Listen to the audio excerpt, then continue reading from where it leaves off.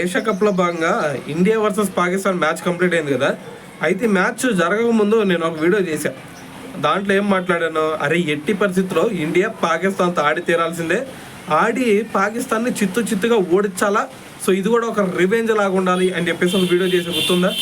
అయితే మరి నిన్న మ్యాచ్ కంప్లీట్ అవ్వకముందు ఇంకో విషయం వెలుగులోకి వచ్చింది. అదేంది, ప్రతి ఒక్కరు కూడా అరే అసలు మొన్నే కదా పాల్గొం ఉగ్రదాడి జరిగింది, మరి బీసీసీఐ అసలు ఎలా పర్మిషన్ ఇచ్చిందిరా వీళ్ళకి ఆడటానికి, మనం వాళ్ళతో ఆడకూడదు, బాయ్కట్ చేసేయాలి అని చెప్పేసి ట్విట్టర్లో 2 హ్యాష్ ట్యాగులు కూడా ట్రెండ్ చేశారు. అయితే మరి మీరు చెప్పినట్టుగానే నిజంగా బాయ్కట్ చేస్తే నిన్న 2 ఇన్సిడెంట్లు మిస్ అయ్యాను.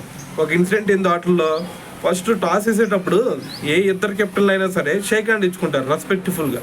కానీ నిన్న మరి సూర్య వాళ్ళ కెప్టెన్కి షేక్ హ్యాండ్ ఇచ్చాడా, ఆడే దెబ్బ కొట్టాం.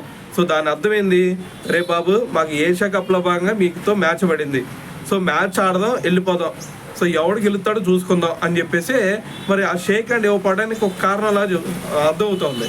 సో అయితే దాని తర్వాత ఇంకోటి ఏంది, మ్యాచ్ కంప్లీట్ అయిన తర్వాత వాళ్ళు ఏం చేశారు, మనం 7 వికెట్ల తేడాతో వాళ్ళని చిత్తు చేస్తే వాళ్ళు ఏం చేశారు, మన వాళ్ళు షేక్ హ్యాండ్ ఇస్తారేమో అని చెప్పేసి వెయిట్ చేస్తూ ఉన్నారు. పాపం వాళ్ళు షేక్ హ్యాండ్ ఇచ్చుకున్నారు, మరి వాళ్ళు కూడా వచ్చి ఇస్తారేమో అని చెప్పేసి ఎదురు చూస్తూ ఉన్నారు. కానీ మరి సూర్య యాటిట్యూడ్ చూసారా నిన్న మ్యాచ్ కంప్లీట్ అయిన తర్వాత, ఒరే పిల్లబచ్చాలు మీతో కూడా మాకు మ్యాచ్ అయిందిరా, ఆడాం కొట్టాం గెలిచాం వెళ్ళిపోతున్నాం అన్నట్టు అసలు ఆ యాటిట్యూడ్ చూస్తే అసలు ఎన్ని కోట్లు ఇచ్చినా సరే మరి అటువంటి యాటిట్యూడ్ చూడలేమనిపించింది.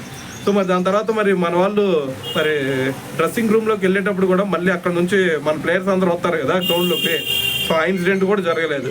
సో దీంతో వాళ్ళకి పాకిస్తాన్ టీంకి ఒక గట్టి అవమానమే మరి వాళ్ళకి ఇచ్చామనే చెప్పాలి. సో మరి ఏదేమైనా సరే మరి మనం కనుక నిన్న మ్యాచ్ ఆడోపనేటైతే ఈ 2 ఇన్సిడెంట్లు మిస్ అయ్యాము.